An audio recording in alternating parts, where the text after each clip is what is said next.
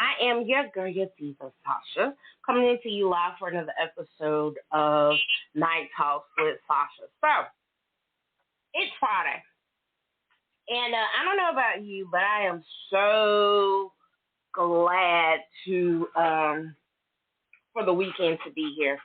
I have had a long week. This show almost didn't happen. Excuse me, because I'm sipping on some mango lemonade that I made, and it's so good. Sorry.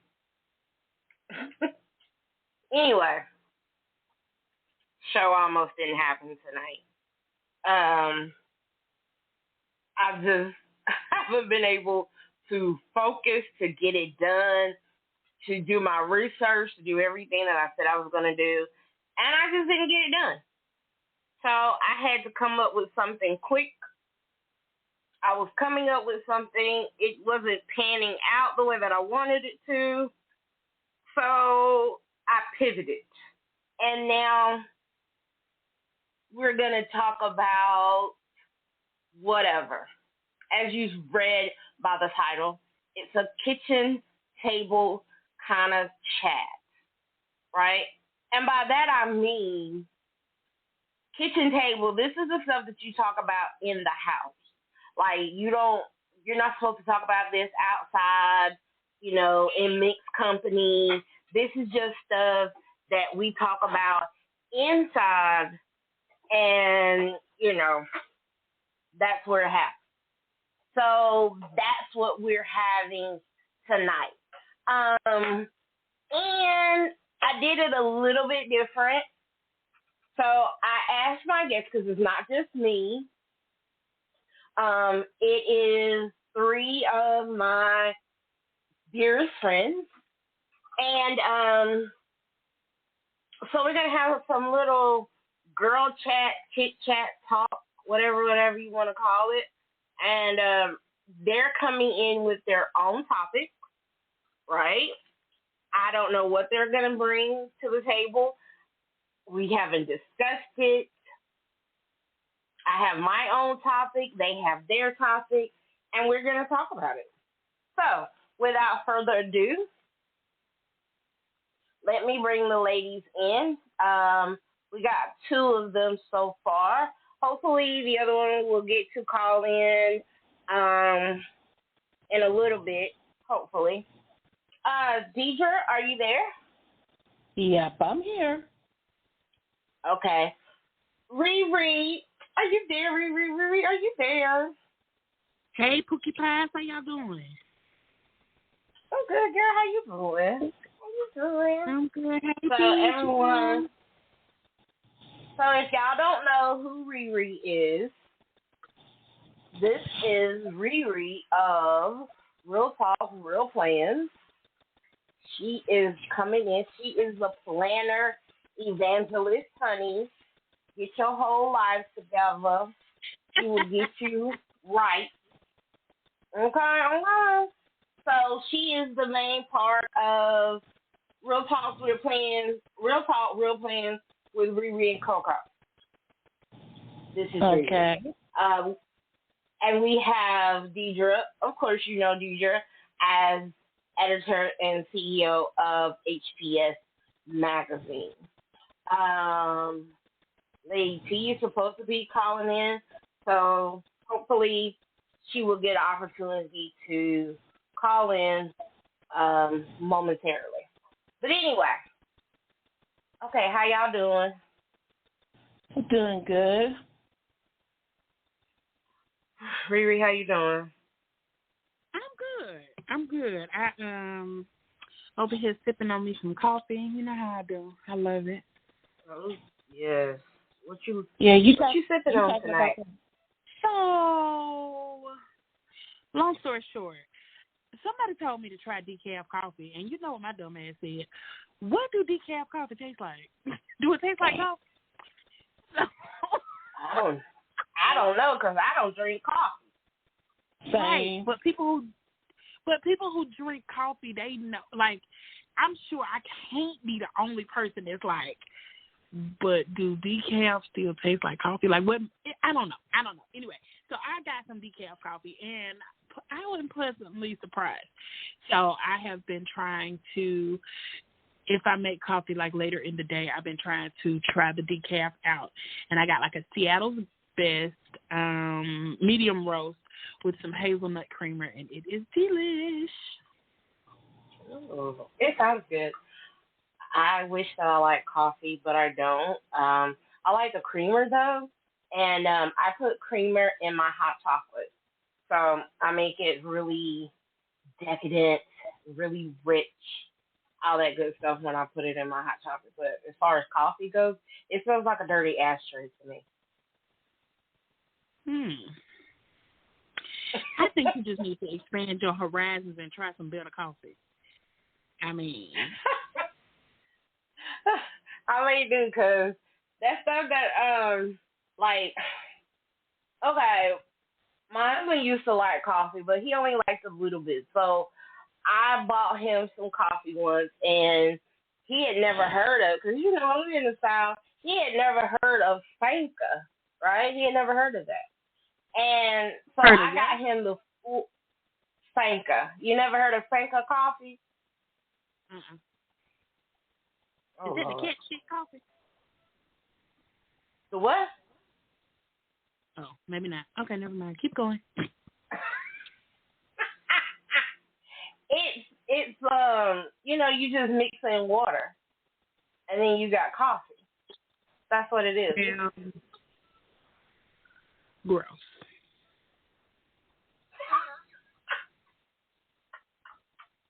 It sounds absolutely despicable. Okay, enough about coffee. Yeah. I don't even like coffee. My bad.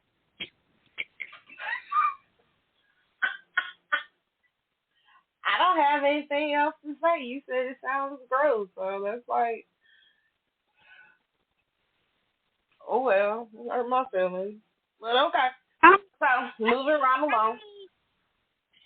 It's just coffee grinds and water. Like, do that coffee grinds disintegrate? Or are you just gonna be drinking grits? No, it disintegrates. It's like, it's instant coffee. Okay. I'm gonna look it up. I'm gonna Google. They have it like Maxwell House, Folgers. They have that in instant coffee as well. Instant. You just mix in hot water, and you can get it caffeinated or decaf. You don't get all those medium roast and all that. You don't get all that. It's just freeze dried coffee. I don't know. I don't know the difference. I don't know. Shit. I don't know. I'm gonna suggest that if you're gonna try some coffee, I want you to try some real coffee. I want you to brew that shit. Like, I need you to get the real deal. Holyfield.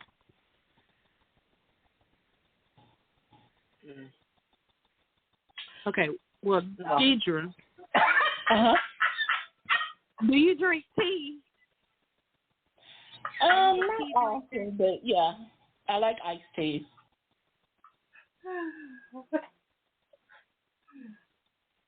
Okay. Why didn't you ask about tea? You said, why did I ask about tea? No, why you didn't ask me if I drink tea? Because I know you like tea. I was going to get to you next, but I felt like I was just talking a whole lot, so I wanted somebody to hear. Deidre talk, because then they'll be like, ooh, she talks too damn much. So I'll be like, oh, well. Girl, please. Please. That's how I be. That's how I be. I talk too much. You know it. Anyway. What kind of tea do you like, Deidre? I usually do the peach, or like the peach mango. That sounds good.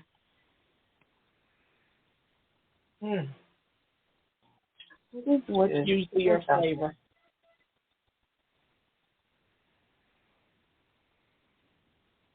What's your flavor? Me? Mm-hmm. Me? Both. Oh.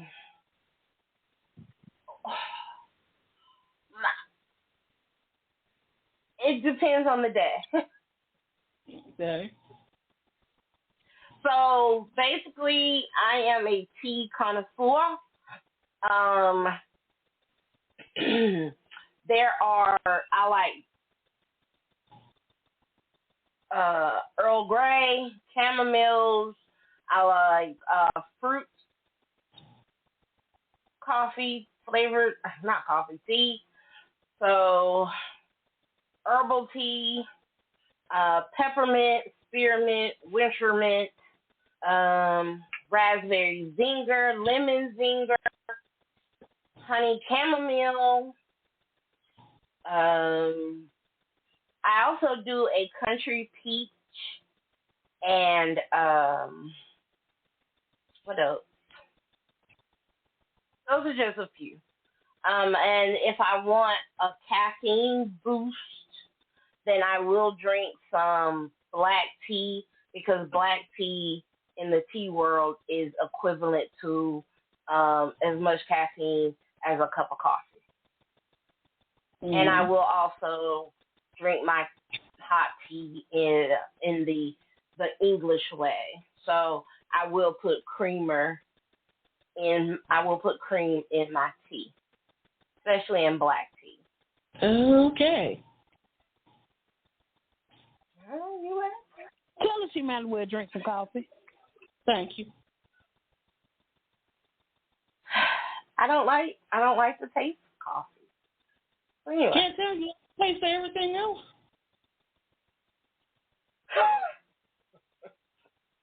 Y'all ain't gonna try to convince me. Shit. Yeah? Hell. I ain't started yet to do. I don't like coffee, but I will do, and there is this black tea that is really delicious that I like, and it's a lemon black tea, and it's made by a company called Bigelow, and the company Bigelow is based out of Connecticut, and so the last time that I was in Connecticut during the winter months, we toured the Bigelow tea, and I got like 3-4 boxes of tea because they were like, oh wow, you're all the way from Georgia? Yeah. So they gave me some tea. Oh, that's cool. Thanks. I thought it was too. I like something free. Okay, so y'all ready? Let's go. Yeah, $3.99. Who's going? Huh? I said $3.99 is my thing. Oh yes, ma'am. All day, every day. I love free. And my birthday is coming up, and so like the birthday freebies. Oh, I'm already compiling my list of my birthday freebies. Now, some people just do the birthday freebies and just get the food and all that good stuff, which is cool, which is fine. You do you. But I like to get the birthday freebies such as, like, you can go get your eyebrows done, get your eyebrows waxed at certain places. I mean, it just depends, you know. So, yeah. Get your emails together and get your birthday freebie. Okay. I even got a birthday freebie from Fogo the Child. They're giving me a whole $25 off of the experience. You remember the experience, Yuri? Yes, that was nice. That It was nice. Did you It ever was. been It was to very a nice. type place? Oh, I didn't hear you. Say it again. You ever been to like a Fogo de Chao place? It's Um, like one of those Brazilian steakhouses where they bring you out to meat all the time. Oh, no, but I've heard about it. I told her, like, she's supposed to be coming to visit. And I told her we'll go if she wants to. Because I don't think Didn't you tell me they don't have one in I Texas? don't remember hearing it one here. No, don't get me wrong. I'm sure there's something similar, but I don't think I've heard one here. Oh, okay. Well, we'll definitely could try it out if you like to when you come to visit. So that'll be a good thing. It'll be fun. You'll get to experience the experience. But it's really nice. Especially really if nice you are a carnivore and you like meat. Baby, I like to eat. Yes. 24/7. Yep. You'll like it then. Definitely. So, okay. Well, y'all got y'all's topic? Y'all ready? Who's going first? Don't make me call out your name. Deidre going first. No. Okay, Deidre, go ahead. Come on. All right. We're going to talk about how deep is too deep. Ooh. As in relation to what? Sex. Oh, okay. I just wanted to make sure. No, how deep is too deep, and when do you say, okay, enough? When it hurt. No, sometimes hurt is good. Well, yeah, it just depends on what you like, honestly. So, when it's too deep, I think too deep is when, again, when it hurts, when you're not, especially if you're the one that's receiving, if you are uncomfortable, it's painful, and you're just not in a really, it just don't feel good anymore. That's when I think deep is too deep. It's all a preference and what you like, I feel. And there are some, and I can only speak from a woman having sex with a man, because that's all I've ever done. So I'm not one of those balls to the wall kind of chicks where I want him trying to get into my uterus and step back in and try to be rebirthed. No, that's not something that I enjoy. So for me, too deep is too deep. That's too deep for me. Like, because every woman's anatomy is different, and you have to kind of know. Not to cut you off, but what if it's just he's longer than what you're used to? Are you going to try to experience the extra depth, or are you just gonna stop where you use your norm? It just depends on the situation, because there can be a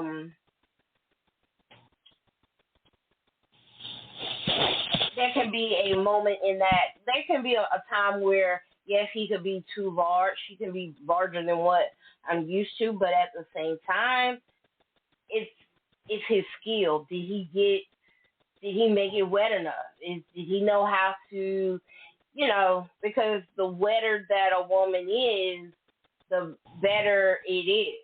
And there are some men that understand how to do that, and they understand the importance of that foreplay and getting a woman to that degree of wetness. So it just kind of all depends. And when I think of deep, I'm thinking of rough sex. I do believe that's where I'm thinking of it in that context, because a lot of times some men don't understand that they can go deep, but they don't have to be raw dogging somebody. You know what I'm saying?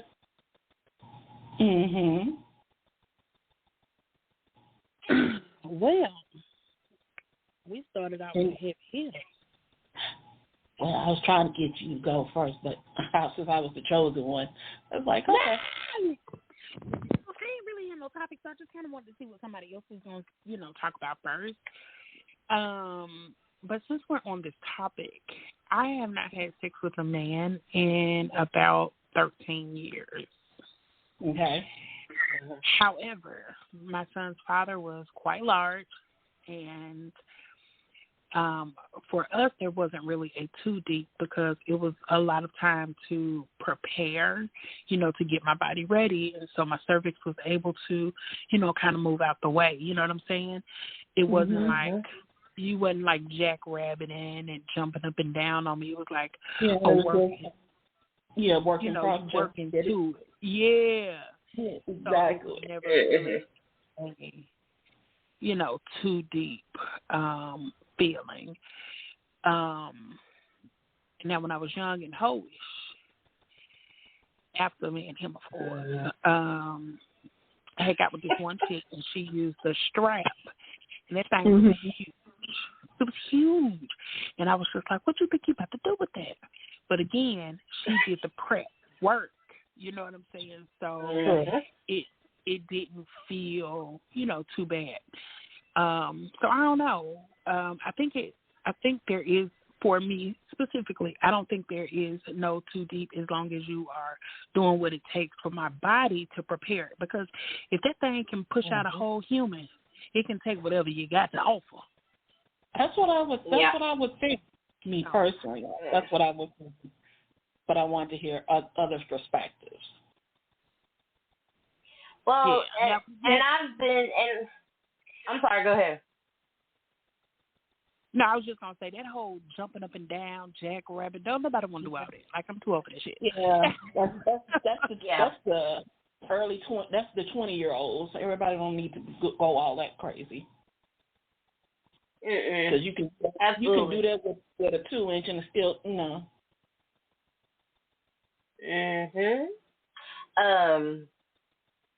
I also think knowing my anatomy, I have a tilted uterus. So that's interesting.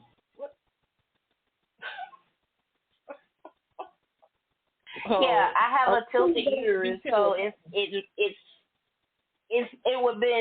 would have been harder for me to get pregnant, and it was hard for me to get pregnant because of the way my anatomy is, and so with that, it will be more painful. Sexual penetration for me was not always pleasurable.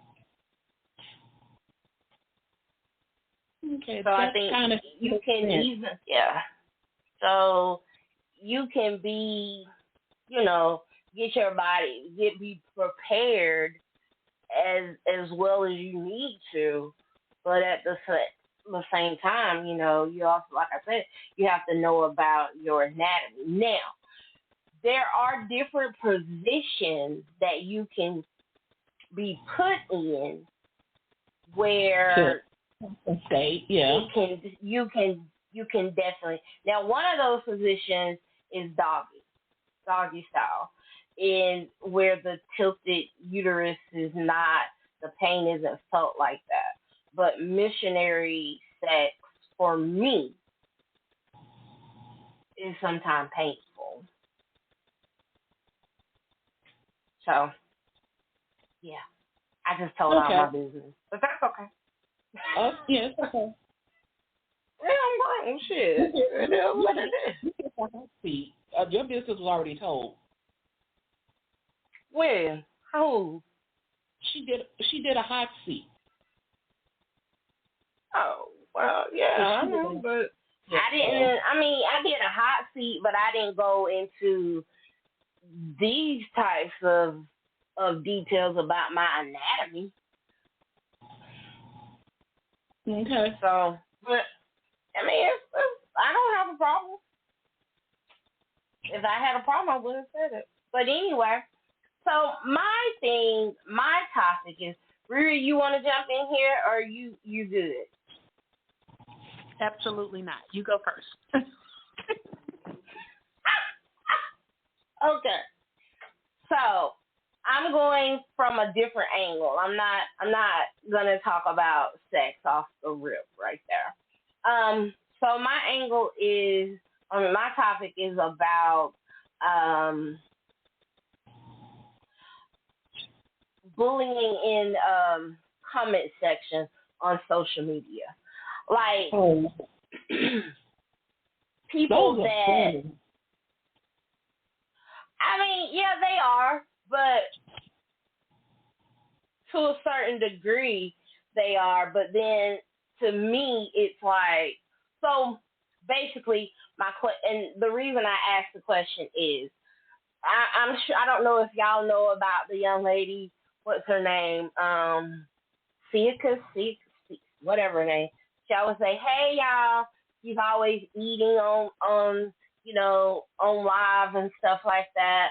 Her and her husband, and so people are constantly in the comment section talking about how fat she is. Oh my God, she's gotten so big. Oh my God, she's this, that, and the third. And my question is, I'm going to pray for you, and I pray that you get yourself together.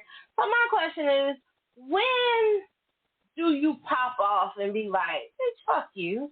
Like, yeah, you don't mean none of that. Like, well, how? When they go into dealing with someone's family member, relationship, when they go off into that off limit line for that particular person, I say it's funny because I get it all the time, and it's just funny. It's funny for me because how are you gonna bully a grown ass woman?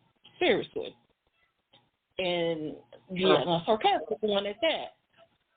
So no, I have my limits to where there are parts where I can easily ignore it, but then they'll say something or they'll speak on a family member who don't have anything to do with whatever you, and that's when you, for me, that's when I go off. But basically everybody has their own do not cross boundary. And I'm like, when, and it's just for as basic as it's going to be, for us being big, for us being black, and for us being female, when you try to go for anything, those are going to be the top three things they're going to try to pick at, because that's the main top choice, because they really don't have that much anything else to go on, because they can't say anything about ratings because they're not around to know it. They can't go around talking about anything about you. All they can go by is from what they see. And if they don't like what they see or what you're doing, that's the main thing that they got to talk about. That's it. Yeah. Until there's some substance, I don't take it seriously. What you say, Riri?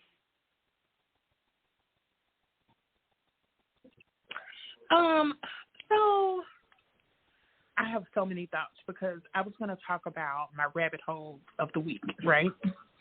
And so anyway, I'll just start with the fact that they're on this girl's feed always talking about her size. I don't think she ever should. She should, reply to them. Her reply is her cooking for her husband and eating good. Yep.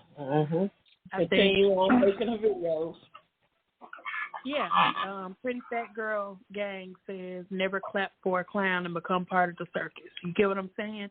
And my mama would say, observe, don't entertain. So I can watch all day long you talking shit about me. But, baby, that bank account, that TikTok money, she ain't saying about that. Now, if it was something personal, if you're not a TikTok star and you don't have a whole heap of followers and somebody just get on your thing and has something negative to say, I do think that you can reply if it's, it's a personal person, like your personal page. Yeah. Because, and not like a star page, right? Not like a big following. But if it's just your personal page with your 1,500 friends, you get on my page talking stupid, I'm going to cuss your ass out and give you the biggity block. Because get your ass out of my neighborhood. I don't want nothing that make me feel uncomfortable in my space. So you got to go. But I'm going to cut you out. Exactly. Yeah, I just look at it and I'm like, I like how she handles it, and she never says anything. She just gets on there, and she's like, if you want it like this, that's on you. But at my house, she'll say something like that. But as far as getting in the comments and saying anything, I'm like, okay, I like that. But it just pisses me off because you sitting your miserable ass. Obviously, you ain't got no man.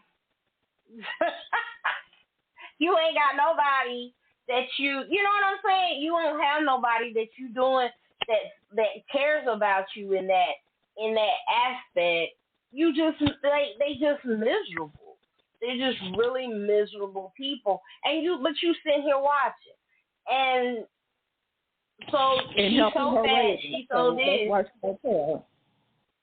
Yeah, but you watching and acting as if you give a damn because you don't. Like, how if you gave a damn, how can you find yourself saying half of the shit that you be saying and then always throwing God in it? That's what pisses me off. Like, really? Really? Because you're an easy target because you put yourself out there. You let yourself be seen, and guess what? When you're seen, you're smiling, you're happy, you got something to smile about. They do not. You have something everybody cares about, and then they like it. They do not. You have things going on to where you don't even know these people, and there's so many people that like you. They do not. So I will continue to smile and keep doing what you're doing. Because no matter what, they do not. They always going to be there. Just like a roach. Through all tests of times, those little suckers will be there. They will make it into the next century. But that's just reality. So all you do is just don't come in my house. Whatever you do, you make sure your shell is harder than that damn roach. And just keep it going. Because the more people I'm sorry. No, I was just going to say, the more people that call themselves hating on you, that means you're getting more people liking you. Because haters only hate from when they see someone striving and they're not. Yep. So that's what I was going to say. Haters be your motivator. Exactly. I also think it has a lot to do. Who's going to say it to her face? Who's going to be her ass? Nobody. They just got to do it between these, anonymous comments from people that you'll never meet ever in your life. But what they don't understand is that's more engagement. So that's probably why she also does not give a fuck, because the more people engage, the more it pushes her content out. Y'all ain't doing nothing but making her more money so she can make bigger meals and eat more. Right? So it gives more and I asked that because, I wanted to know because, again, with me moving into another space, I need to know how to handle myself. And so I'm watching other content creators and how they handle things. Because I know me. I got a short fuse. You pop off quick. Sure will. And that's where it's warranted. And by George, I'm like, I like to see a couple of them. I'm like, okay, I'll stick you on them. That'd be good. But there's also going to be a time and a place to where, you know what, I'm just going to let you have your 5 minutes because I got an hour. Yeah. My time is more than your 5 minutes. Because all you're doing is shining a light to those who don't know that I'm doing something because I got you all riled up. So go ahead. True. Continue on. True.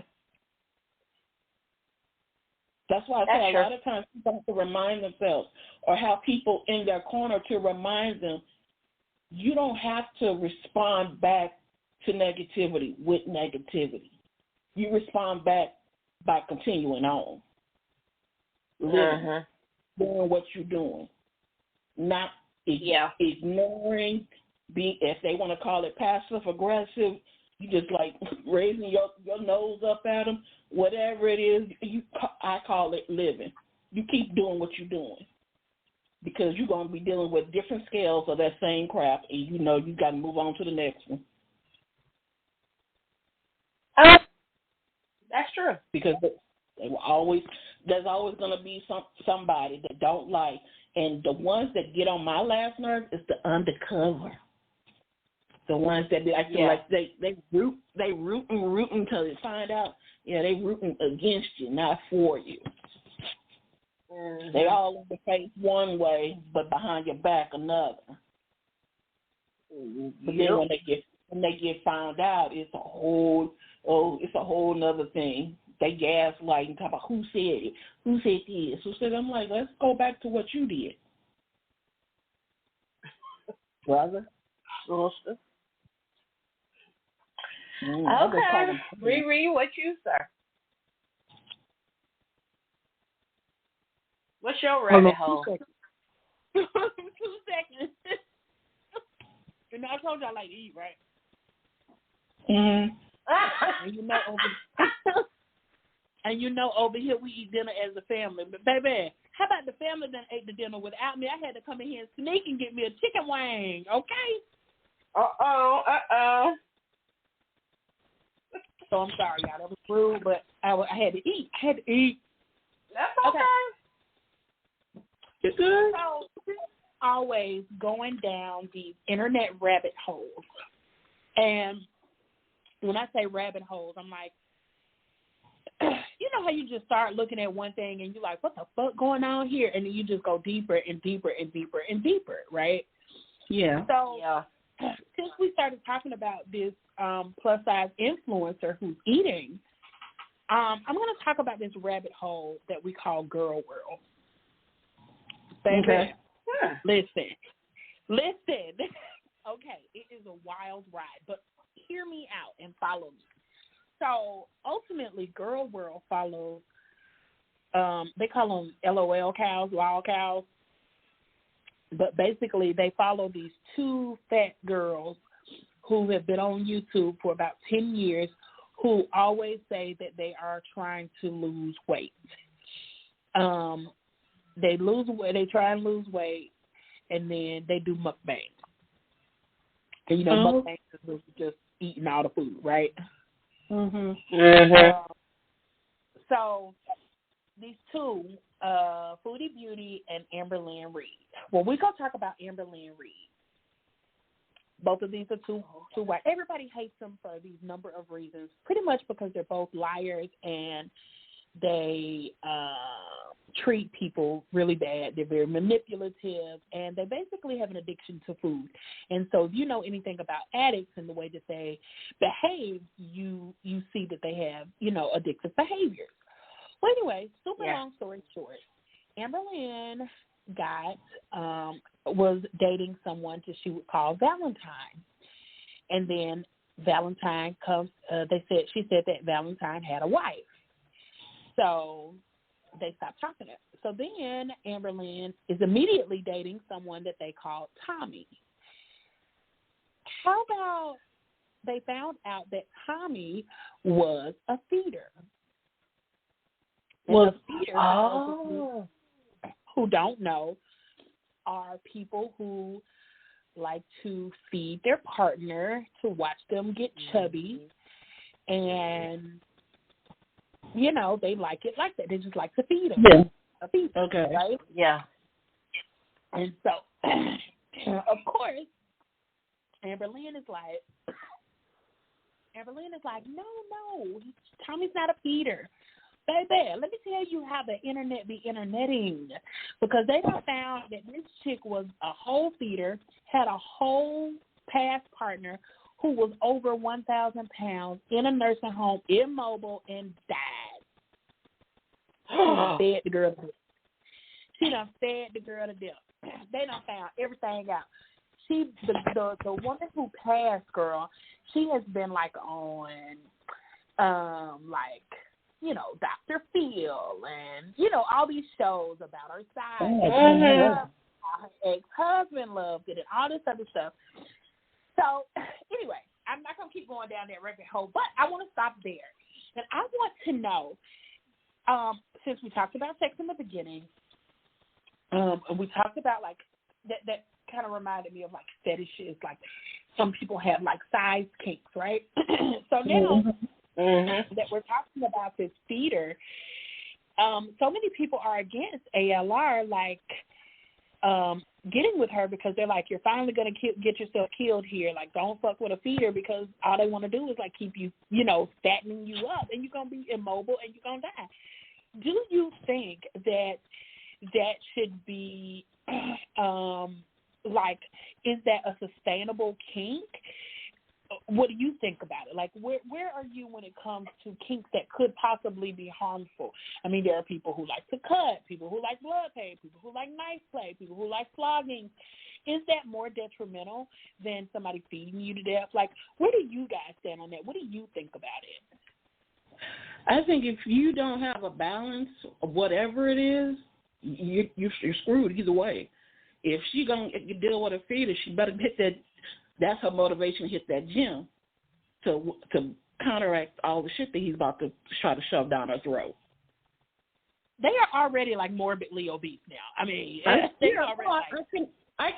can imagine, but you can still, even at morbid, you can still work out. Even if you can work out in your bed, you don't even have to go to a gym, and it'll still make a difference. Because every pound matters. That's not what feederism is. Like, it's not about. So, a true feeder and a true feedee. That feeder, he or she knows that their feedee they're gonna get to a certain point where they can't do anything for themselves. So a true feeder already knows this, and when they do it, they're looking in the long term of they're going to be the one to do everything for their feedee. Well, So a feeder is not a feedee. It's not a concept of, well, work out and so that you can lose the pounds and so it doesn't. That's not what it's about. So I get what you're saying, but in the culture, that's not what. Yeah, that's not what it is. That's not what it is. So if that's how you choose to go down, that may cause you. That's the thing. So if you are a feeder, and you are a feedee, you have to have this connection with each other where your feeder knows that eventually if you get to 1,000 pounds, that they are going to, in essence, be your legs. So if your feeder is not willing to do that, then you, as the person that's going to be eating, then it's a symbiotic type of relationship. Okay? So, yeah, but that's personally, for Amber.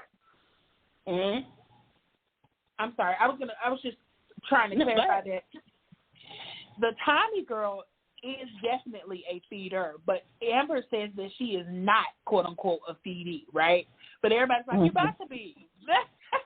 You about to be now. You and Molly, you and Dame the girl. Okay, sorry. What I was going to say, and that's the thing. My experience from dealing from that aspect of it, have I been one? No. Have I had to take care of one?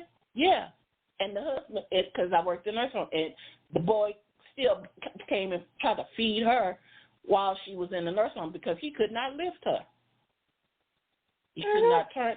It would take four of us to even just to turn her to her side. So, yeah, I get to the end point, but that's when, like, and when it comes down to it, in my aspect, it's a choice.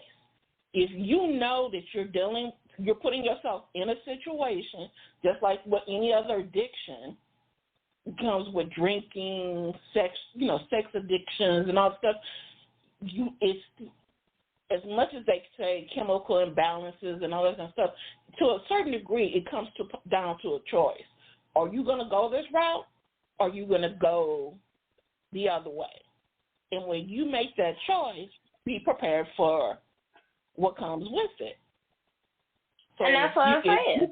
So if you make that choice to be a feedie, to be fed, then your feeder has to make that choice of eventually, if you, I want to get as big as 500 pounds. I want to gain 500 more pounds. And you're already 450.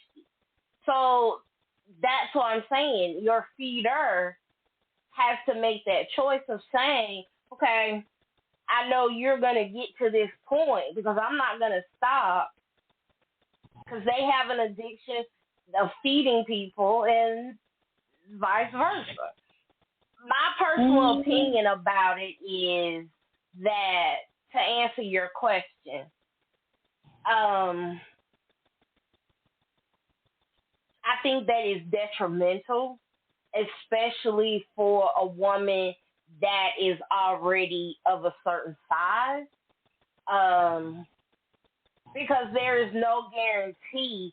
When you get to be 500 pounds, there are some people that can operate and move and do, but then there are those that cannot. And my thing is, you don't want to give up your power and put all of your eggs in a basket and eat them and expect someone to do something, because people are fickle. And then there you are, 1,000, 2,000 pounds, 1,500 pounds or whatever in a nursing home, and somebody else is having to deal with you. And then, but I'm just explaining the relationship, because you may understand it, but then there are people that are listening that don't. So I'm not talking to you about it, Deidre. I'm talking to my listeners about it and helping them to understand what it is and where the relationship and the idea of it comes from. I get that, I understand what you're saying. So I think that it's definitely a detriment to a person's health, especially a woman that is in that situation, because you don't, like I said, you don't know if someone's going to do what they say they're going to do. I know of a woman that was a feedie, and her feeder,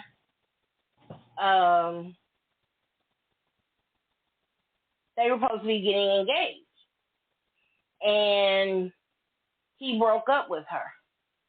And here she was, could barely do anything for herself, because she has gotten into this position of where he did everything for her.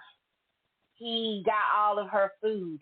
She didn't go anywhere because she couldn't really sit comfortably anywhere. And so then he left. And then there she was, having issues of trying to get not only food, but just daily necessities. You know what I'm saying? And she's out there, but yet and still, she's out there looking for another feeder because at the end of the day, you can make money for it. People can watch you. People watch you eat, and you get paid. And that little bit of fame, people think about, oh, well, this person has a food addiction and da da da. But that food addiction is just the tip of the iceberg of the other issues that a person may have. But I feel like if it's detrimental and it becomes where you can't take care of you, then that's no longer a kink. That's not enjoyable anymore to me, in my opinion. That's just my opinion. I think it's all quite interesting. I have really been doing a lot of deep dives into. I mean, like I say, it's been my rabbit hole. I'm obsessed. I've been watching YouTube video after YouTube video of people covering the content. And so there's this one chick on TikTok, cute little 19, 20-year-old girl, used to do a bunch of Just Dance videos. And so all of a sudden she started doing all these mukbangs, right? And so they started getting extra sloppy and so much sauce, and she's eating with her shirt halfway pulled up so you can see her stomach. And it was just found out that she is now literally being paid for these videos. You know what I'm saying? So, I mean, it's definitely a community out there, and even though it seems odd to many of us, it's when you think about it, Nikocado Avocado, who was super, super thin, gained all this weight because he was just doing these ridiculous mukbangs, and then gained all that weight. That's trying to lose it back. It's I'm starting to believe that those outrageous mukbangs should be banned. You know what I'm saying? Because those are detrimental. You're doing it for views, and people are watching. I don't know if they're hate watching, disgust watching, kind of like with old girl who eating, but it's just I don't know. And that's why I was I'm kind of torn between, do I want to watch you kill yourself? I mean, because don't get me wrong, I like to eat, but I'm not going to sit there and eat 15,000 calories in one meal for the camera, for money. And I think also what else happens in that is that people they may start out doing it just for entertainment or for the views, but then there are other ways. So you can in the porn industry, everything is content. So you sitting there eating and pulling up your clothes and showing, that's another piece of content. So people get caught up in it because sometimes it's easy money. And they don't have to put in a great deal of effort. I'm not knocking people, but you do what you need to do. I think that what you want to do. I don't think we need to go into banning things.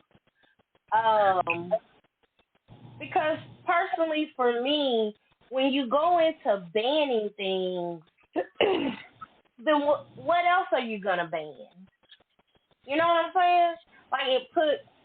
It puts everything else up there on the table to be scrutinized or saying that we need to ban this. Okay, maybe not at the banning, end of the day. Go ahead. Maybe not banning, but demonetizing. That's what I'm thinking. Demonetizing. Oh, okay. Because if you don't even let people say sexual assault or rape or suicide, But you got these people who are literally eating themselves or, you know, cutting themselves or whatever they're doing on camera to be monetized. That's what I mean. Not banning it, but demonetizing it. Okay.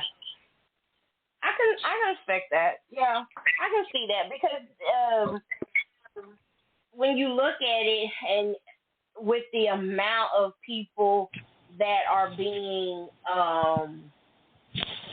shadow banned on these social media network, you know, sites and everything, I don't know. Because at the end of the day, it's your choice. You know what I mean? It's your choice.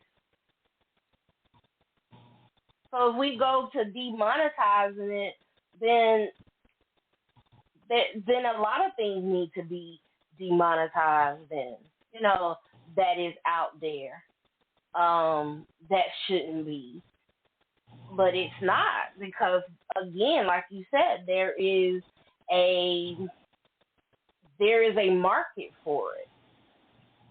There's some, and it's gonna be done. It's just it won't be done. You know, well, I think a lot of things that people are selling, yeah, like it's already out there. It's just now we're seeing it. It's always been there.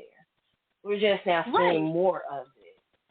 But I don't know if demonetizing it is necessarily going to help. Actually, I think that it'll counteract. It'll make the situation worse, because by you trying to do that, it puts more of a light on it, and those that were already involved in it, they'll bring it more to a light to where more people will just buy into it.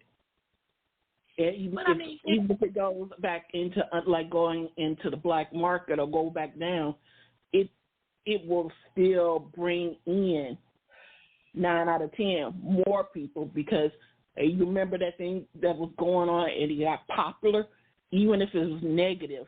If something gets 5 or 10 minutes news or whatever, like they say, bad press is good press. Any type of acknowledgement onto it, it'll still be there. If it's not it's basically going to run down to, if it isn't your cup of tea, find what is. You just keep moving on from it. Yeah, I mean, I guess I'm thinking more like, if we can't even have conversations about, you know, kidnap and blah, blah, blah, and all these things, and you have to come up with all these different words for YouTube to not demonetize you. Allowing someone, or even the pro, I mean, on the other side of that is the pro-anorexic community, and this one girl, this Eugenia Cooney chick, who is like, I'm talking about literally you can see her bones, baby. I'm talking about, ooh. So, I mean, there have been petition after petition to like try and get these certain people out there, because it's just like watching them die and they're getting paid for it, you know? So, I mean, you're right. I can see both sides of it. But, I mean, it's just interesting that that's the rabbit hole that I've been down. And, you know, when I get hyper-focused on something, baby, I'll just be there. Just call me ALR for the week. Because I'm done.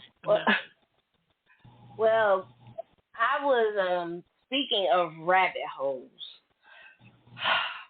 I went down a rabbit hole. I've seen this guy before, but I didn't really, I found out more info about him. He's from the UK. His name is, oh gosh, what is his name? He's intersex, right? And he's a black guy. He's Caribbean. And but he was born with a vagina and a micro penis. So he went through. Sexy. Yes, you know who I'm talking about. Oh, yes. Ooh. He just did something funny. It's the eyes. It's the eyes. Like, he was talking about his surgery, his bottom surgery, and how he felt after having his vagina removed, and he went from he had the FTM, female to male, so they created a penis for him. He felt, but he still says that he's connected to his feminine energy, and you can see it too. He's very charismatic, and I went down this rabbit hole of just, I didn't know he had a YouTube page, and speaking of rabbit holes, and so it was this one interview that he did with one of his blokes, as he calls him, one of his friends. And what got me was they were talking about sexual things, and his friend, he could never look at it. And I'm like, oh, he's attracted to him. Because you could just see it. Like, he would never, they're sitting side by side, and he would never look to his left and look at him, because it's the eyes. I don't know what it is, but he got this thing with his eyes, and it holds all of this the feminine energy in him. You know what I'm saying? Swag. Ooh. He got, swag on top of that. But what got me about, he was talking about the fact that he had a baby. Yeah, I remember you telling me that.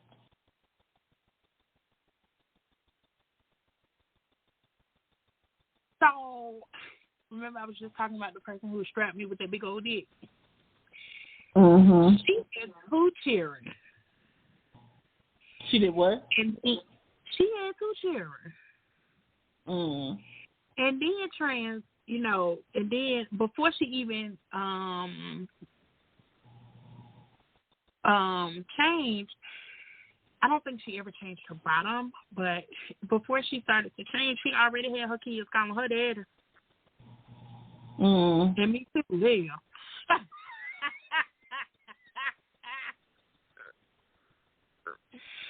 So, I am not surprised that he had a baby, because he's fine. I would have his baby. I'll give you a baby. Interesting. I hear the judgment all in that interesting, Deidre. No, I don't even know what the people look like. So I'm like, okay, interesting. And y'all talking about eyes, and I'm just like, okay, guess I'm going to have to look this one up. I will. It's funny because when I came in the house yesterday, my wife was actually watching the video, and Mm-hmm. I wasn't listening. I was listening to a book. But she was watching that video.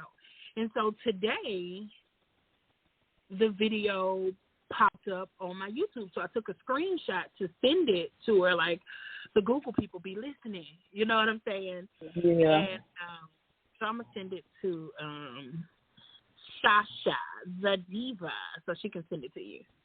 Okay, cool. Where is the diva? Diva. She's deep doing something. Diva. Okay. Well, I guess I'll just interrupt while we're on this hiatus. Uh-huh. Do you have big plans for the weekend? My plans were to read a book that I was fortunate was given to the proofread. Oh, nice. Yeah. It's called Love's Greatest Sorrow by Nelson Writing. And just by the little bit that I've gone through, I'm like, yes, baby, yes. I'm going to love this one. I'm like, it's like pulling you into a love story just from the beginning. And that's hard to do. To pull somebody in your phone. Especially if you're not a romance girly. Yeah. And it's like, and it takes a lot to get to interest me because I'm reading 24/7. So I'm like, I'll be in that pattern age. I'm like, yes. So for sorry, you y'all. Somebody called me. I'm sorry. We knew something was up with you. You good? I'm sorry. This is the funniest thing. So my phone rings, right? And I'm not looking at it, and so it rings, and I'm thinking I'm talking to y'all. So I'm talking, and it clicks over. I don't know what happened. I must have hit it. Anyway, I was trying to make it go away. Make the call go away. So I answered it instead. And so I'm talking to y'all about the man who was intersex and he had his own baby, right? Did y'all hear that part? Totally different. Totally different. They're like, what? I'm like, hello, who is this? It was my aunt. Ooh.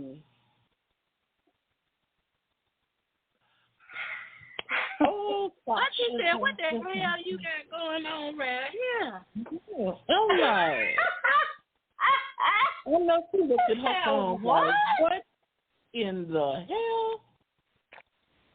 What are you talking about?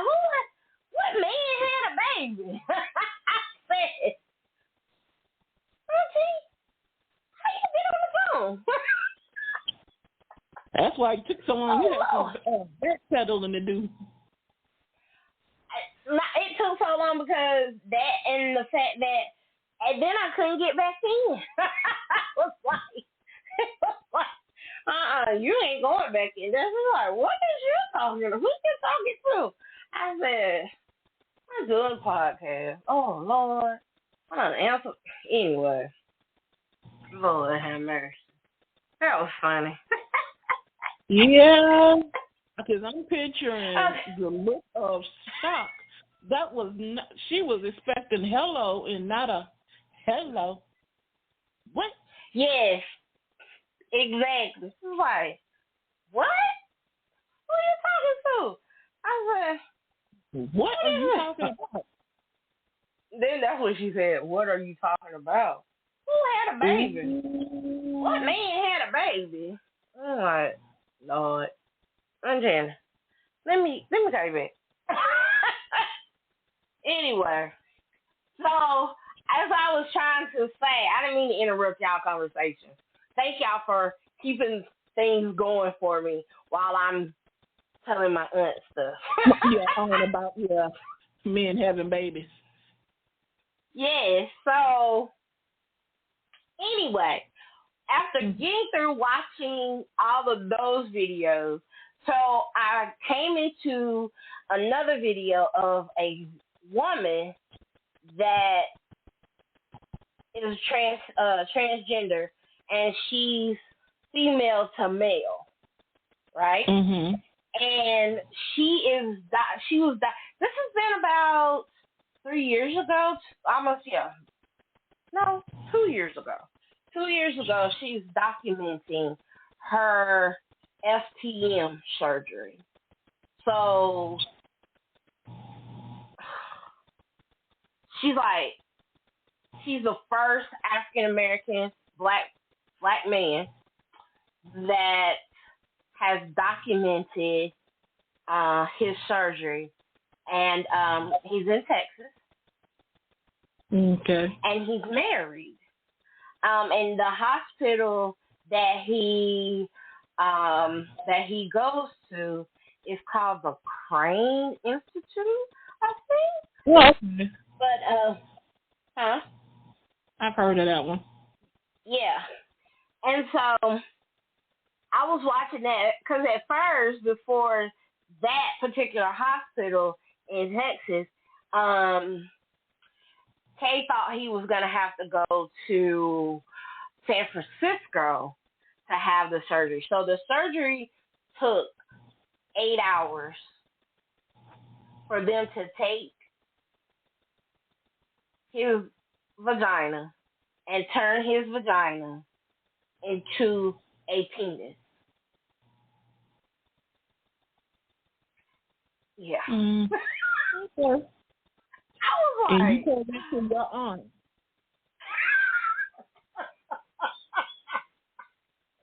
well, she was listening. I can only imagine the next conversation is what she gonna be talking about. But the thing that really got me was, okay, how they have to go about getting, like they had to do a skin graft, and so they took the skin off of his forearm to make the skin of his penis. Yeah. And then they took the skin from a skin graft from his thigh and put that skin from the thigh back on the forearm. Yeah. I'm like, this is a lot. That's a lot. That's a lot. Like, oh my God. But well, the surgery the itself, areas for the skin grafts, from my past history of knowledge, those are commonplace, because I was like, yeah, that's why I was going, yeah, those are common places where when someone has to have a skin graft, those are common areas where they will go and get the skin from to place to wherever they're locating it, whatever they're putting it on. Yeah. Those are common areas. I just never knew that. Then I thought, well, hell, where's the skin going to come from anyway? And then I thought, after I looked at it and I thought about it. But the surgery itself to go to, because they call it bottom surgery, or they'll call it FTM, but now when it comes to male, when it goes to male to female, it's like gender reassignment. And that particular surgery, oh my God. Like, I actually looked at an actual procedure of someone having the skin of their vagina turned into a penis. And for those that did not know, because I know if I didn't know, I know some of y'all didn't know out there in the world, but I didn't know either. So the skin, it's like, they do the balls and everything. They give them everything. Scrotum. They create all of that. And they even take the arteries and all of that connectedness that's within the vagina and reroute it. They even extend the urethra, and they make them. They'll make the man, after he has his surgery, they make him urinate. But then about a year later, they have to go in and put a penile implant so that he can get an erection. So, Kay, whatever his name is, he was telling us about that as well. He had to go, and then they did it in his midsection, and it was like this second surgery was more painful than the first one because they went in the stomach, in the midsection, and they put the penile implant, and one side is the mash it, to make it hard, and he was also concerned about the fact he wanted some junk. Like, he's like, what's the point of me having and going through all this to get a dick if I don't have a print? Well, he wanted him a print, honey. You know? Well, damn. He told the doctor, I want a print. And then he got upset because, like, he took the skin off the head and made it shorter. So, and then listen, I'm kind of with him. If I'm gonna go through all this just to get a dick, I want a big old dick. Yes, that's what he said. He's like, it's a nice. I want a big old dick. Yeah, that's what he said. That's what he said. He's like, if I'm gonna do, and also he was married, so his wife was a man, and now his wife, you know, she's living as a woman now. That's my rabbit hole. Okay. That your aunt is now involved in. She'll be all right. Shit. You sure? Yeah, she'll be all right. Well, it ain't like she, you know, she looked at it, but if she want to look at it, I'll send her the video off of YouTube, honey. But I thought it was really interesting how he's going around, you know, he recorded all of this. And it was very in detail because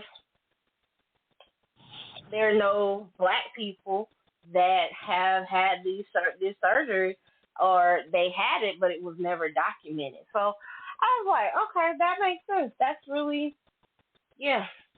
But to see the operation and they take the I'm like, oh my God. My whole vagina kind of hurt a little bit. I'm like, oh, Lord.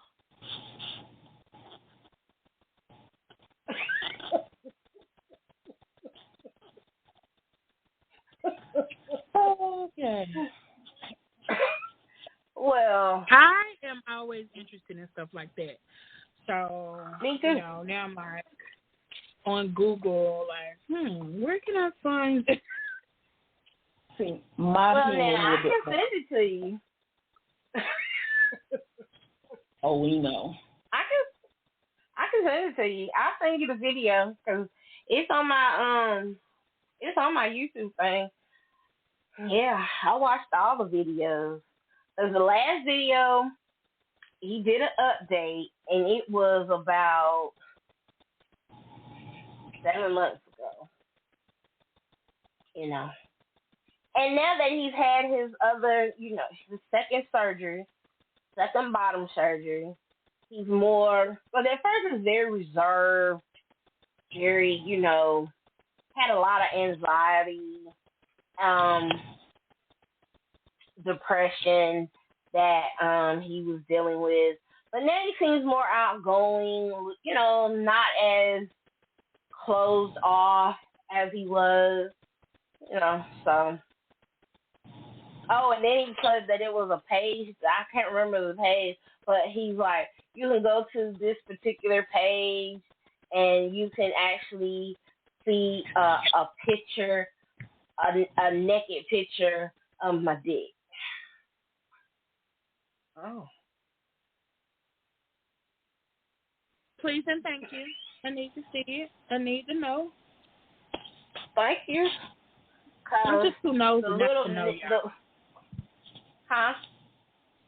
I said I'm just too nosy not to know, you know? I mean, ma'am, I went and looked too. I was like, oh.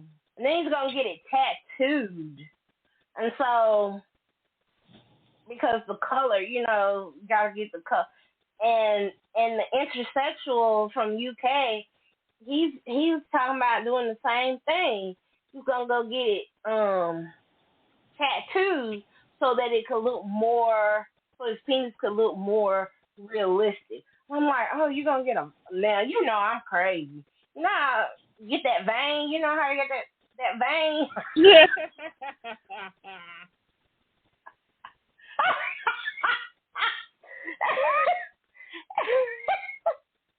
away.So, girl. Girl, ma'am. It was not. I mean, it was big. It was like, oh. Oh, No yeah, wonder he y'all. worked for that. I said, oh, yeah, he worked for that. He said, y'all I ain't about to play with y'all. Yes, honey. And the skin on it, like, it went all the way, the amount of skin. I'm like, oh, you wanted, you got some, some length. Cause it just took up almost his whole damn arm. Like, damn. Well, you know that they say that a man's penis is the length of his forearm. No, I didn't know that. That's what the people say. I'm out of practice. Girl. Me too. I'm out of practice, so I don't know. Me too. I don't know either. I'm gonna have to ask.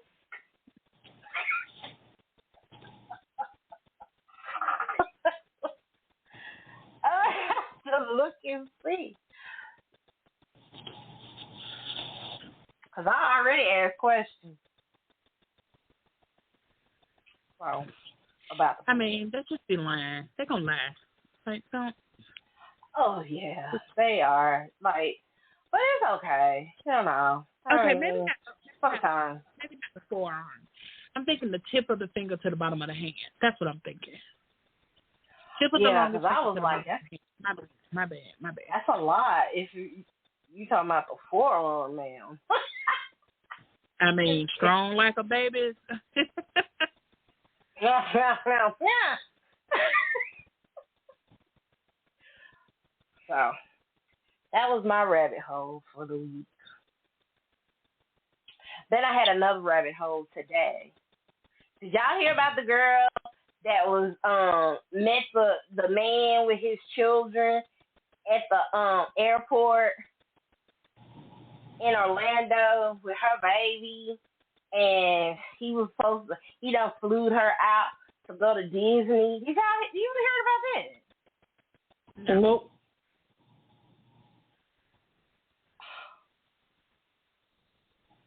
Man. What happened? This chick, yeah. So, he flew her out, right? Gave her $1,000, booked her hotel for Walt Disney with her little boy. And then supposedly at 5 a.m., this is when it all happened. 5 a.m., he calls her, asks her, did she want to go with him? And, like, yeah, because he had a fight with his baby mama. Well, the baby mama was supposed to have been a stalker and wind up going. So she flies from Chicago to Florida. And they in the airport, so she runs up to the girlfriend and like, yeah, he paid for me to come here, but he had canceled her hotel. Honey, she gonna get up there, get all in the woman's face and the girlfriend's face. So this man got about 4 or 5 kids. Not now one of them kids that he got and he taken to the Disney, y'all, was the girlfriend's children. The girlfriend that he got ain't got no babies by him. You heard me. Did you hear me? Not one. Did y'all hear me? Did you hear me? I heard you. Okay, I was just checking because y'all awful quiet over there. Because, honey, so Just listening. she was like the little girl that's recording and everything, talking about he canceled her hotel. She says, well, y'all, are y'all together? No, we're not together. We just friends. We just whoop-de-whoop and doop-de-doop. Well, when was the last time that you whoop-de-whooped and doop-de-doop? Oh, a couple of days ago. Oh, really? So she's expecting the girlfriend to be like all upset, and the girlfriend was like, oh, okay, well, but he done canceled my hotel, and I got my baby here, and he done da-da-da-da, he did-da-da-da-da. And so he came with the children when the luggage, and he's like, the girlfriend's like, oh, did you do this? Did you book our hotel? Did you do? He ain't really saying nothing. He got all them babies. I mean, he got when I say babies. And then cancel her hotel. That makes no sense. That's why I'm getting lost. He canceled. Okay. The little girl that's doing the recording and everything, talking about, that ain't her man. She ain't pressed. He just give her money, blah, blah, blah. So they get to the airport in Chicago.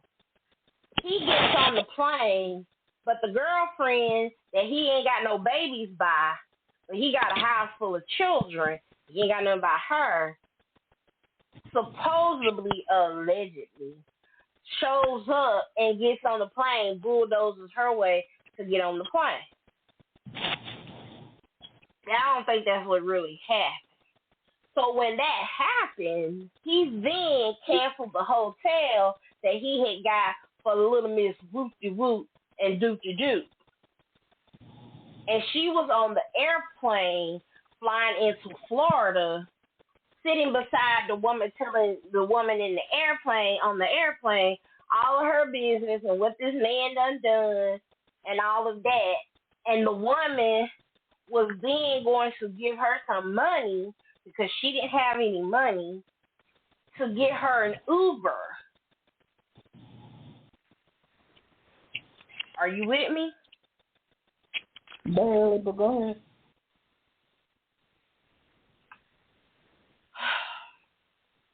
Anyway.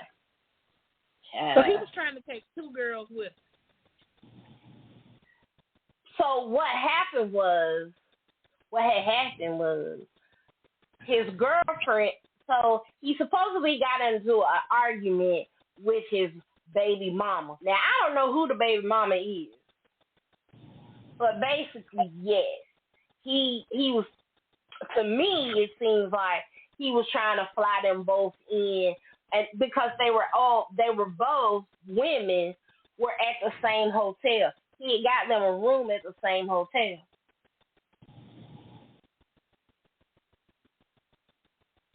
Thought he was flicking an oil. Yes. So old girl whoop and whoop gets to the hotel, shows all her natural black ass in front of like I said, this man got 5-6 kids. She showed her tail in front of all these folks, in front of the children, and the girlfriend was like, look, you don't need it. She is not raised. The girlfriend ain't raised her voice. She ain't did anything. She was like, she told old dude, go get her a room. Go on. Did you do this? You did all this. So you need to go on and get her a room. She told him that. Go on and get her a room.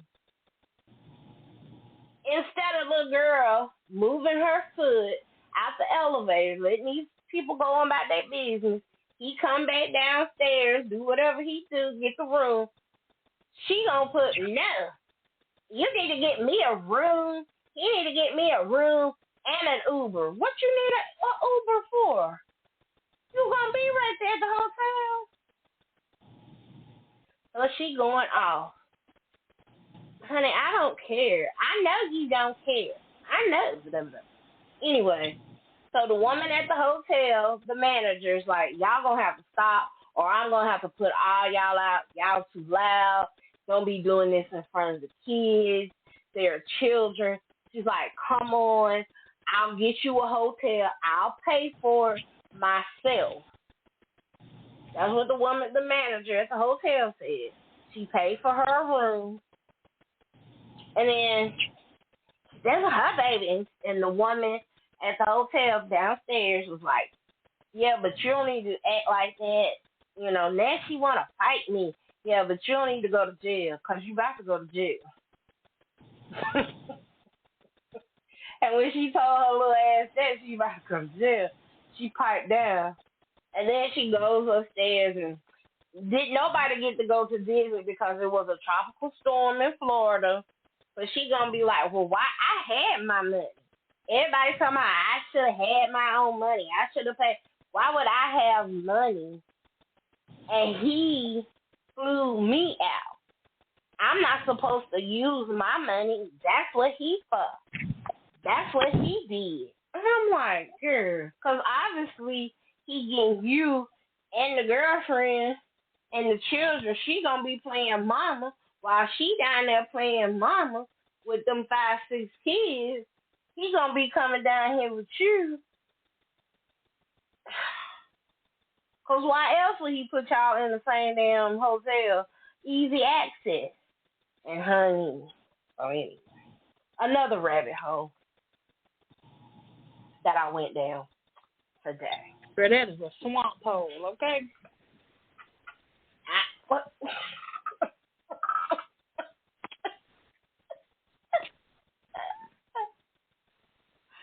Oh, That was a swamp hole.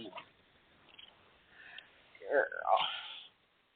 So they were talking about her, like saying, obviously she ain't got no adult women for women in her life, and she like, oh, y'all up there talking about, oh, I'm just gonna get $1,000. Y'all sad. I ain't never been pressed. But sweetie, yes, you are pressed.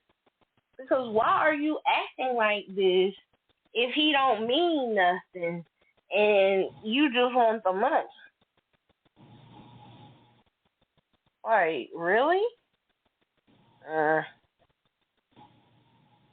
No, I think your feelings are in it. I feel some kind of way because my mama always told me you can't go nowhere without no money.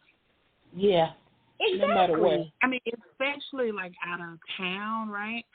Even if I don't have like a whole lot of money to like fall out of control, I'm gonna have enough money to pay for my own food or take care of my own, lodging, or at least get a ticket to go home. Like I'm always gonna have enough to go home. Exactly. And that's what on YouTube. That's what the woman that posted the video was saying. Like, you know, these young girls nowadays, they got the game messed up. Like, you always, and I'm like, yeah, you never do that. I don't care what he says. You always make sure that you cover. You cover your ass if you don't do nothing else. And if you had the money, She's gonna mess up her because I don't care if you got the money or not. My mama told me a wet ass and an empty pocketbook don't go together. So, baby, you need to be a problem. Thank you. Don't judge my mama. She was married. But she made sense. That's right. Honey, ain't nobody judging because, ma'am. Ma'am. It's the truth. And I really, because you see this, like, you see these young women, they get flued out to meet these men, and then, and then she said, well, I got to make sure that he don't try to cancel the ticket so that I can get back home. But you got your own money. If you got your own money, then he can cancel that ticket because you're going to be okay. Why would I use my money? My money is my money. Like, girl, you ain't got no money. Your body is also your body, but, you know, that ain't stopping you from letting anybody own it. She wasn't pressed, honey. She wasn't pressed. She didn't know he had a girlfriend. They were just like friends. No, you don't get all upset the way that she was acting and clowning and being a whole ass fool over some man that just ain't. obviously he got some money and he got some good peen because he's fertile. Because he got a lot of babies.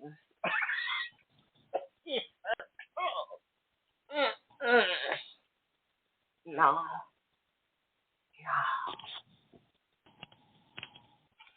Anyway. What y'all think? Do you think young women nowadays are not educated like we are? Nope. Yeah. They left out. Is it our responsibility?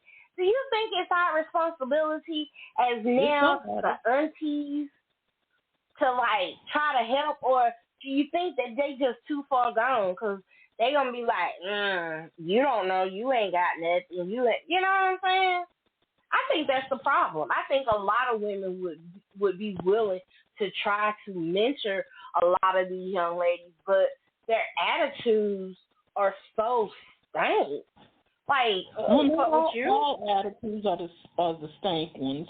Unfortunately, there's enough of them out there, but no, I think to a degree it goes by individual. But there are some, if aunties can get the wisdom into their heads too, so that help them not have to worry about STDs and, dealing by being a single mom or worse, have, get caught talking to abortions and crazier aspects. Yeah, if there's somebody that can speak to them and that they'll listen to, most definitely. Sometimes it's not even a family member. It could be one of their homegirls' moms. They'll listen to people outside of their family. It just takes the right people to basically for them to listen to. And there are plenty of people who talk to them even in their language of gibberish, but there are people that they can understand. Did you say language of gibberish? Yeah, I'm not going to stand. I'm going to need you to come back to Granny's level. No. And I ain't even a granny, but I'm like, no. But so long as it's to someone that they can relate to and that they can hear and they can see that the people, whoever's talking to them, we're looking out for you. Even if, thank God, you don't ever experience it, but you still know what to look out for, because otherwise you're just going to be getting used. And you get used up and then thrown and pushed to the side. And you'll just be left with broke emotions.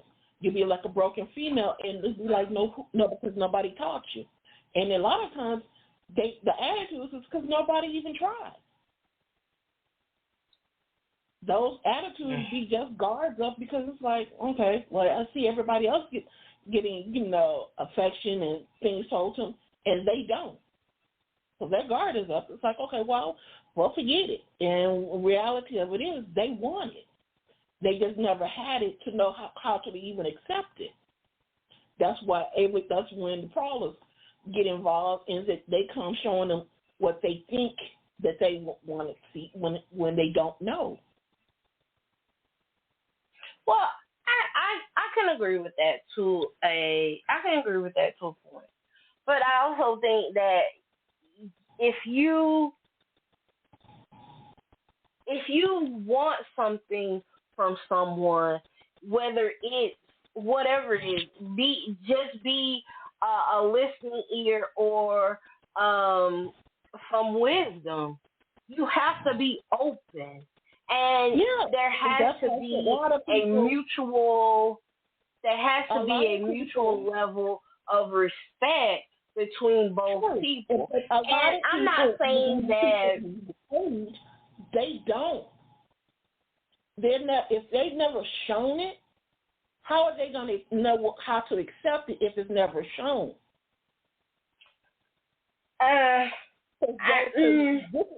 This era of people that's out there, and that what we see out there, they're going full blind because they're dealing with people that grew up like, I am not even bothering trying to teach or show or whatever, and they're out experiencing blindfolded.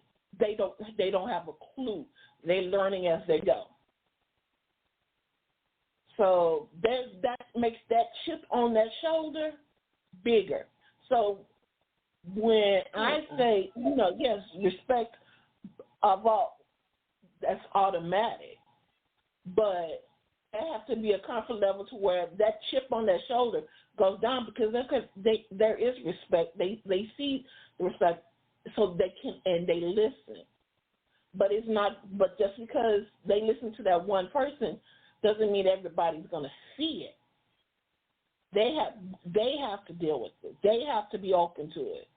But there also has to be somebody there willing to try as well. And if we're seeing these people, mainly girls, growing up and not being shown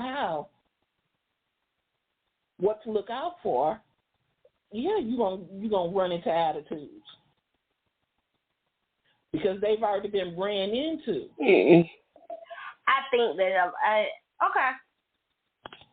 disagree. I disagree with that to a certain extent. I think that I think it's the attitude that people take, that people have nowadays. I don't disagree with what you're saying. You're valid. It's valid. But also at the same token, there are some of these young people nowadays, they automatically have a chip, they have an attitude, and they have problems, and they don't want to hear what someone else has to say, not necessarily always because nobody else was kind to them or taught them or showed them any of a love or affection or whatever. They just don't have respect for people, period. So, and who wants to, well, you can always try to blame that. To me, that's like always saying, well, trying to blame the parent for everything. No, at a certain point, you have to take at a certain point, you have to take accountability for yourself and for what you do and for how you present to the world and to people. Because if ain't nobody gonna want to help you and do anything for you, and you got a shitty ass attitude off the rip. And I understand, but I understand that the world is not what it was when I was growing up, when you was growing up, or anybody or whatever. I get that, but if you don't know something and somebody is trying to help you, give them an opportunity. And a lot of times, these young ladies don't. It's a thing of, oh, you got something to say about me because you jealous. You want this, and you I'm more prettier than you, and blah blah blah. And baby girl, it ain't that at all. Now, is that everybody? No, of course not. Every situation is different. Everyone's how they go into it, where they come from, it is always going to be that nature versus nurture. It's always going to be. But some of these young ladies are in situations because of their attitudes, and their attitudes of entitlement. That's what I'm talking about. Like, nobody owes you anything. The world don't owe you nothing, sweetheart. It don't. And you're entitled to what you getting because you think that you're pretty. And so because you're pretty, that's gonna get you something. Yeah. A wet ass. A faux ass. As my grandmama used to say. But okay. So, I think it's a case-by-case scenario. And I'm not trying to group everyone into the same category, but I think it's, everybody's different. what you see. But I don't fall for that where it's just one person. Nah, mm-mm. You gotta take responsibility for yourself sooner or later, what you put out there. Anyway, okay. So, anybody else got anything they want to add? I would just like to say that one of the things that I think is missing is a good elder, dropping those little gems that you may not remember at the time or even understand at the time, but they come back to you. Just like that phrase my mama said, right? Like, observe, don't entertain. Or, a wet ass and an empty pocketbook don't go together. Like, I heard those things, and I did not know what they meant at the time, but they were said so often to her friends or around her friends or, in passing, that now that I'm an adult, it just came to, like I understood at the time. So I think that sometimes we do collectively have to take, some responsibility for these youngins, but at the same time, when you grow up, you can't just keep harping on your past. You have to go to therapy. Like, we're in an age now where it's not even looked down at anymore. You have to go to therapy. You have to get the healing that you need for you, Mm-hmm. So I could really see both sides of, the discussion points. But I just wanted to drop that in here. That we have to do what we do as aunties, and they have to do their work also. Exactly. And thank you for saying that, because you said it better than I did. And that's what I was trying to get out. Like, I understand that we're in a time where we are and what young people have to go through. I'm not oblivious to that. But at the same time, there has to be a point where we have to take accountability and responsibility for our own actions and what we do. And I think that we have a generation of young people that are now adults that were not taught how to be accountable. And they weren't shown how to be accountable. And now people are like, okay, you need to do this, you need to do that. Well, it's hard to teach an old dog new tricks now. Anyway, it's just my thing.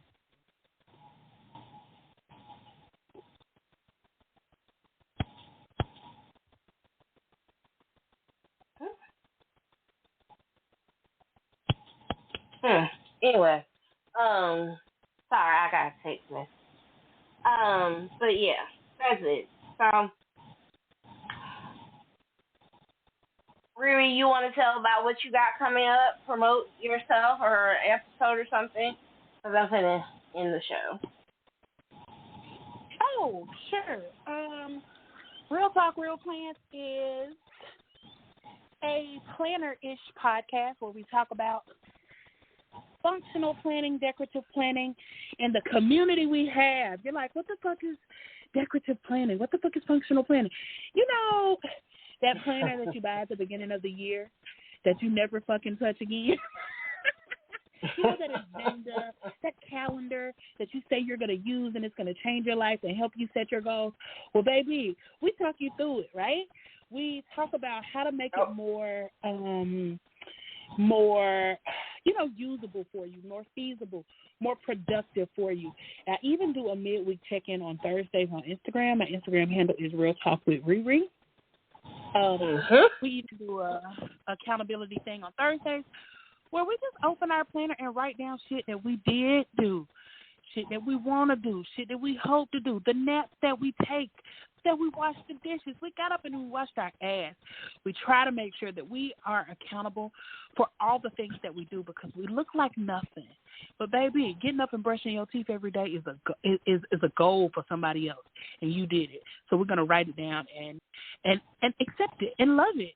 And we're going to talk a little mess while we do it, okay? Because, baby, all right. any mess in the world we need to know. We got a question. Hold on. Ooh, hello, caller. You have a question? I heard you say the things that what are some of these things that young people are going through that's make them struggle? Such a deplorable thing. Could you name some? And what brings that about? Can I start with this one? Yes, of course. Okay. Well, I think that some of the things that the young people are going through are too much goddamn social media. Not we, because I'm old now, but they're too busy looking in social media, and comparison is the thief of joy. So they're always trying to keep up with the Joneses and trying to do what everybody else is doing instead of sometimes finding their own identity. I also think that it's hard as fuck for these people to have the financial stability that we had growing up, right? Like, we knew, go to college, get a job. Now it's not like that no more. You can go to college and still be broke as fuck when you get out and not make the money and be able to afford the house or afford the car. So I think that has all put a struggle on mental health. And so ultimately, it just all kind of feeds into each other. That's my take on it. What do you guys think? What do you ladies think? Well, let me address. Well, go ahead. I'm sorry. I didn't know how much time you got. Well, I was going to add in that's along with that, when it comes to relationships, if they're not taught how to be able to tell, okay, this is what love is, this is how it's supposed to be shown, this is what manipulation is, this is what growth is, this is what positive and what's negative, they have to go through in a world where it's a lot different from what we've been taught, especially dealing with internet and online and bullying and so forth, and dealing with mental health. That is also something that plays a part into where it's more difficult and guided. But what were you about to say?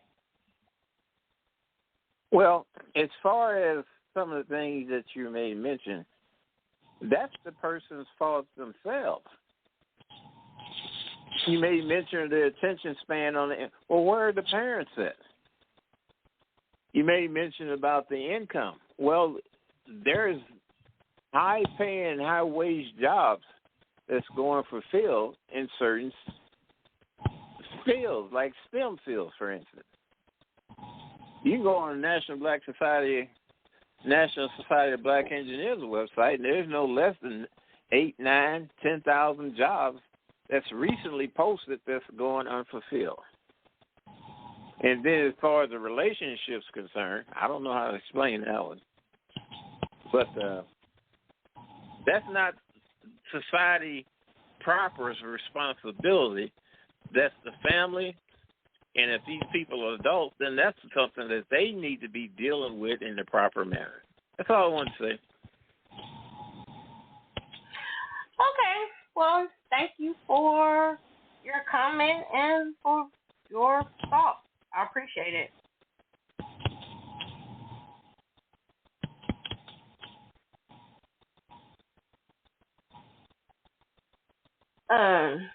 Yeah. So, did you have anything that you wanted to put out before we end the show? I was talking about Love's Greatest Sorrow. If you can find Nelson writing's work, please check it out, because that is some of the best writing I've seen in a long time. Okay. He's a poet. They're a poet? Mm-hmm. Yeah, it's a poet. Okay. Oh, okay. Well, definitely check it out. All right. So I am we're about to end the show. I want to thank you all for listening. I will not be back on the air for 2 weeks. I'm taking a break. I'm tired, and podcasting has worn me down a little bit, so I need to take a break. So I will catch you all later in 2 weeks' time, probably the end of August, beginning of September. And yeah, that's it. All right. And I'm going to enjoy my birthday. Yeah. Yay. So that's all. And we'll finish out the rest of the year. I don't know what 2025 is going to bring, but you will have me for until December. So definitely stay tuned, and thank you for listening, and I will check you all later. I'm your girl, your diva, Sasha, coming to you live for another episode of Night Talks with Sasha. Thank you, ladies, for coming out and spending this hours with me. I really appreciate it. All right. Good night, everyone. Have a great weekend. Bye-bye. Good night.